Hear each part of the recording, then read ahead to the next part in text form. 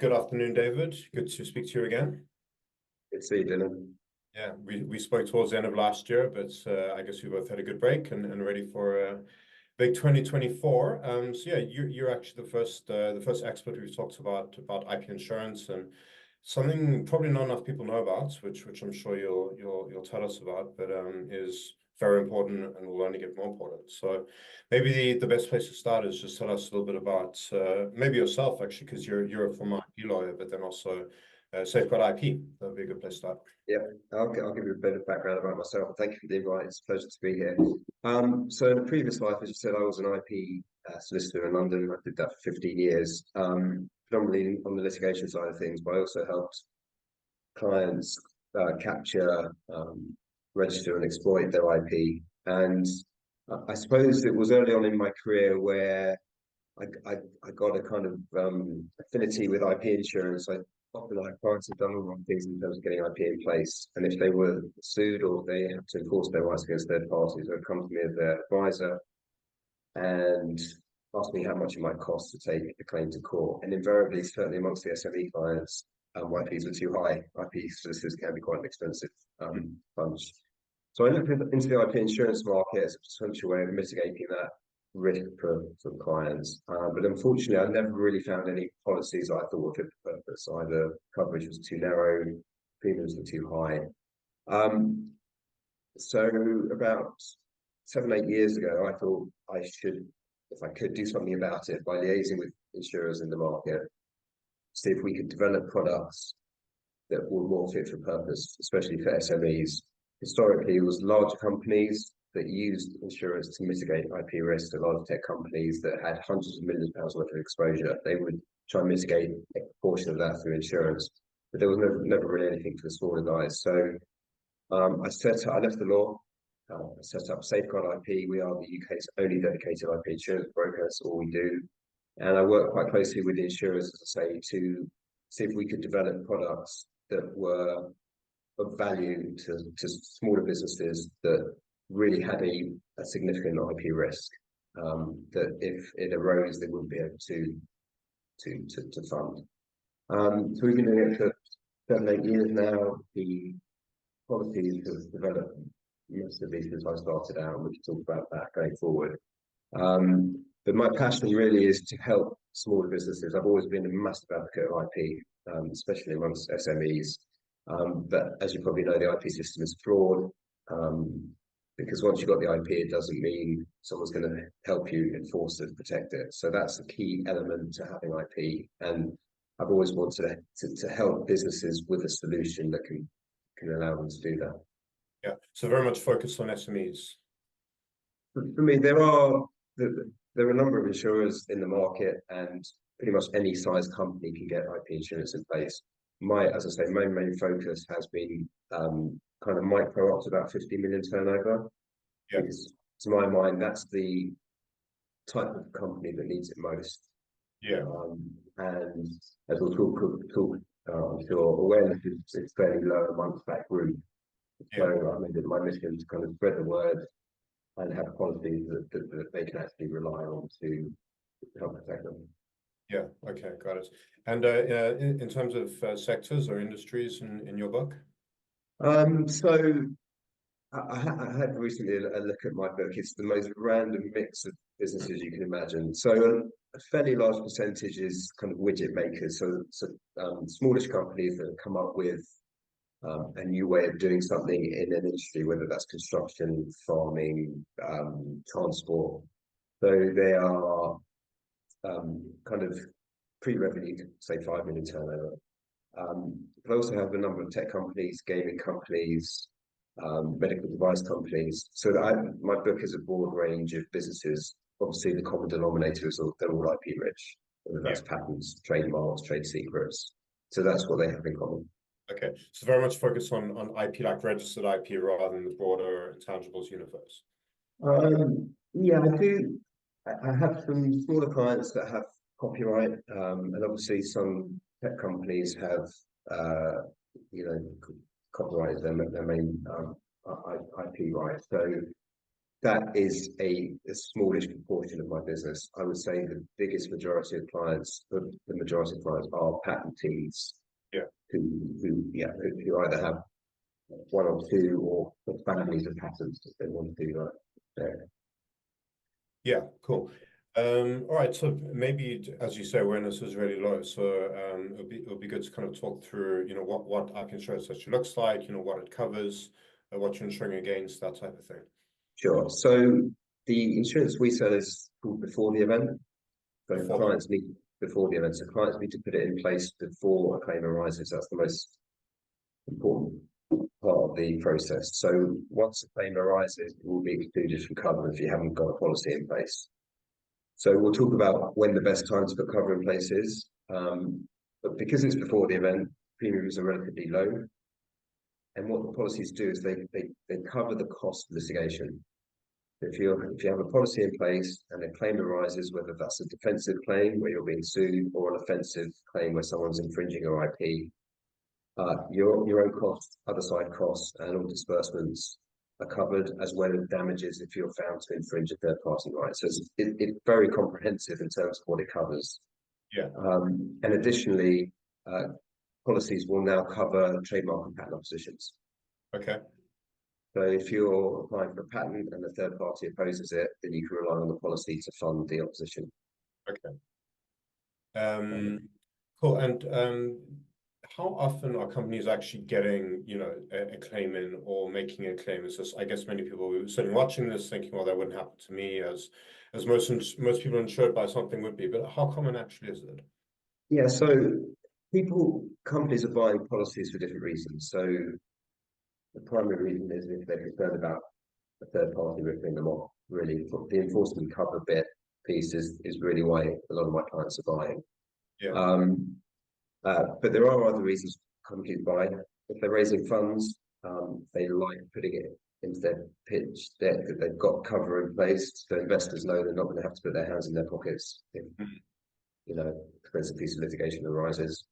A lot of business is driven by contractual requirements. So if the company is licensing its rights to third parties, Yeah. they also have to give indemnities that the IP doesn't infringe third party rights. So obviously putting an IP insurance policy in place covers that exposure. Yeah. So in terms of, we get a lot of notifications. So a lot of our clients will give me a call and say, we think we're being infringed. But one of the main benefits of having cover is that my clients tell the other side pretty early on in the process that they have insurance in place.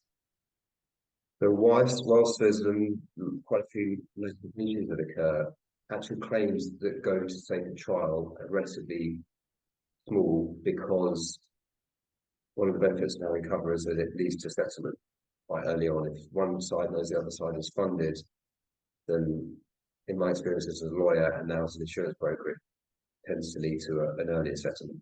I see. Okay, interesting. So and so, do you have any idea what percentage of companies actually would get it back to this? Obviously, very few end up in court, but from what you see, very few end up in court. And I would say that it's a relatively, well, the reality is the IP insurance market is small. In terms of the number of policies that have been written, it's probably 1% of all IP owners in the UK, for example. So it's 100%. What 1%? Yeah, I reckon it's a prime portion of the potential market. So the number of claims the insurers are seeing is a closely guarded secret. So I don't know. I can say from my experience, we have notifications, we have claims that settle, but very few go all the way to trial. Yeah. So of your client base, maybe that's a way to say it, like how many of them actually end up using the insurance? I mean, you hope you don't, but I would say it's a smallish proportion that have had to use it to date. Well, and like you say, well, maybe the reason for that is because there's a stick. You never use it. So if that's a lot of my clients put on their website that their IP is insured, in the hope that deters potential infringers. Yeah. And as I say, clients buy policies for different reasons, whether that's contractual requirements or the fact that they just want to sleep better at night, know they have cover in place. Yeah. or as I say, they're looking to borrow money or raise funds. Yeah. Yeah. So, in what cases would it make sense for me not to take out the insurance? Well, it's the risk assessment. Yeah. And what I've found in my time doing this is some companies are more risk averse than others. So you'll have a founder, for example, that likes to mitigate as much risk as possible. And they are the types of people that like to insure as much of the risk as possible. And then you have founders who are risk takers and will deal with issues as and when they arise. Yeah. Now, clearly, certain industries are more litigious than others. Yeah. Um, and if clients are smaller clients of mine are dealing with very large third parties with products that are fairly easy to replicate, Hmm. then there is a significant risk that they, could be infringed by the Yeah. large third party on the basis that this third party pretty much knows they're not going to be able to enforce the rights against them. Yeah. So every company has a different risk profile, Yeah. and there's often clients that come to me and say, I want IP insurance, and I will look at their risk and say, actually, you don't need it yet because it's too early Yeah. on in your process. They Yeah. might just have a patent filed or not even published. Yeah. Um, so I take it on a case by case basis, really. But it's a commercial decision about what risk you're prepared to tolerate. Got it. Okay, cool. And I guess if you work with smaller companies, but if you're a much larger company, then you would just not even that large, you would probably self-insure effectively if it was going to be. Yeah, so I would say these smaller companies can't self-insure, which is Yeah. why insurance is a very important piece. And there's a layer of companies that can kind of self-insure Yeah. up to a certain point, and then the much larger companies can self-insure completely. Yeah. Yeah. Yeah. I saw an interesting number. I'm sure you've seen the same number. Aon, the global broker, had said that they call it information assets, which I guess is closer to intangible assets, but let's call that kind of IP. IAs are about 16.16% insured, and the number for plant, property, and equipment is probably more like 60% or something because you need it for most asset-backed insurance. So in a world where 80% of companies' value or 90% of companies' value is intangible, but you've insured 16% of it, and say 20% of it is, the furniture and the table that my laptop's sitting on, you would insure 60%. Yeah. 60%. It makes no sense at all, I mean, to me. Why do you think that's the case? It's very curious. Well, I think obviously historically companies insure their physical assets, so that's always been the way the Yeah, world worked, and obviously there's been a huge shift towards value and intangibles. yeah, And I don't think business owners have, certainly in the UK, really appreciated the value of their intangible assets. I yeah, think that's changing. I yeah, mean, culturally, IP has never really been at the forefront of business owners' minds as a kind yeah, of a valuable asset. But as I say, I think that's changing. I think awareness is a huge issue. yeah. Most IP-rich businesses don't even know they can insure their IP. Hmm. So that's been a huge impediment to growing the market. A lot of brokers don't like to discuss IP insurance with their clients because often they don't know the difference between a trademark or patent. Yeah, So if brokers aren't talking to clients, it's only the specialized guys like us and a few others that are kind of spreading the word. So it takes time to proliferate yeah. through the market. Yeah, it's a funny thing that if you can put your coffee on your table and you can trip on your chair getting up, then you know it's there. You don't need to insure it. But Yeah, even if you're extremely aware of your data, because that's maybe the way that you make your money, yeah, because you can't, you don't insure it. So yeah. yeah, I I mean mean, a lot of calls I get are from companies who have had an issue with their IP. So certainly amongst smaller clients, there's a lot of IP being generated in the UK every year. There's 500,000 businesses being incorporated. Each one of us has a name. A lot of them are yeah, providing service or manufacturing a product. So there's huge amounts of IP being generated, and companies are bumping up against each other, whether intentionally or otherwise. And once you've had a bad experience, you understand the cost involved and the stress involved. So a lot of clients come to me and say, we've had an issue, we put it to bed, but actually going forward, we'd like to yeah, mitigate this particular risk. Yeah. So I think people are becoming more aware of IP risk and how it can affect their business. Yeah, yeah. So you said you've seen a fair amount of change at a kind of glacial pace, or you can just see signs of it, or it's picking up, or In terms of attitude towards IP, yeah, and like insurance and awareness of intangibles. well, we had our best year ever last year. We had a significant increase in inquiries and conversions, and that obviously is a primary indicator of Yeah, um, how the market's moving. Um, I think generally you can open up a newspaper on any given day and you can read a story about an IP dispute or how yeah, the value of intangibles is going up. So I think it's certainly getting into the mainstream now. I think business owners are becoming more aware of that. Yeah. yeah. Yeah, so we obviously the reason we started speaking is we hope amongst one of the many things that will come out of our platform is when you actually see 68 itemized parts of your business that would have been plant, property and equipment, but now it's data, brand, whatever. Yeah. With that visibility, you probably become aware of well, I might I could insure those 5 things. Do I make the commercial decision not to? And in many cases, you may.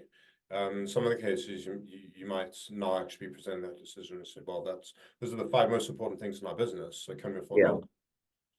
Yeah. At Exactly. least a material amount of cases that that must be the case. So you've had you were doing the law for the 15 years, and then I think Safeguard's about 10 years old. You must have some interesting stories from the trenches of Um, yeah, we've had a few.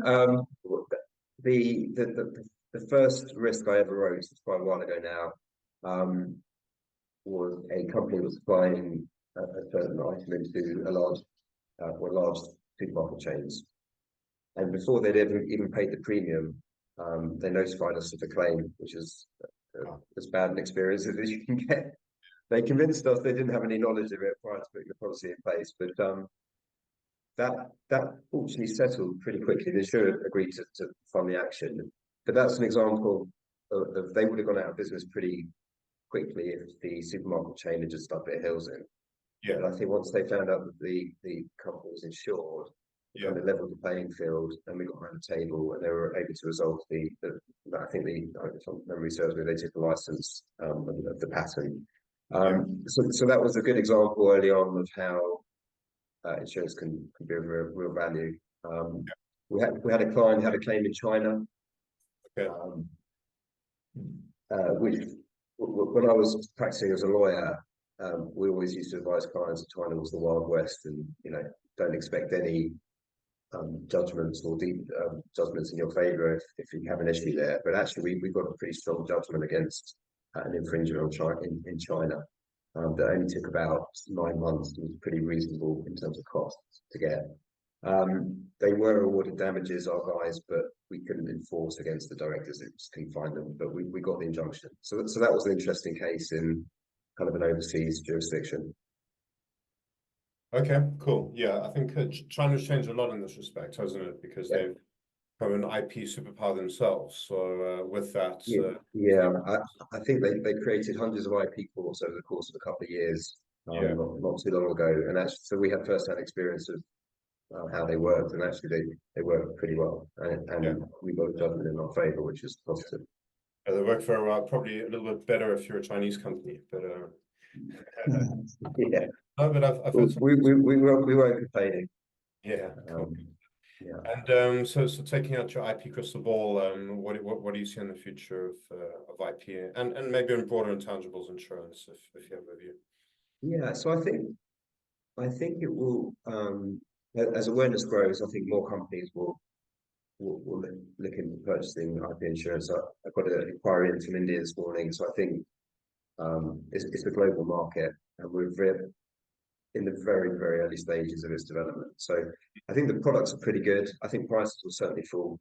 Yeah, And at present, enforcement cover is capped at a lowish amount, and I expect that to go up. yeah, And a lot of people talk about the IP insurance market being where cyber was 10 yeah, years ago in terms of its kind of trajectory. And I think a lot of people expect it to follow that Yeah. the pathway that cyber has taken. So it's become more ubiquitous, and I think that the UK Patent Office is quite key to promote it, certainly among smaller businesses, because it gives them the comfort to trade overseas, for example, without and being able to obviously to fund any issues that arise. Yeah, certainly resonates with us. My co-founder and our CTO Viet was banging the table at the boards he's been sitting on about cyber risks for many Yeah, years. yeah, It's not obvious now, but at the time nobody would listen to him. And then of course everybody did, and now that's a board level issue.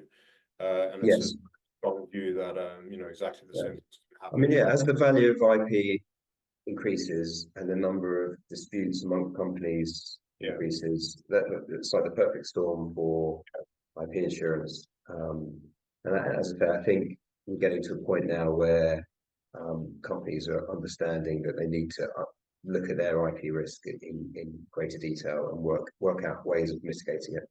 yeah, yeah.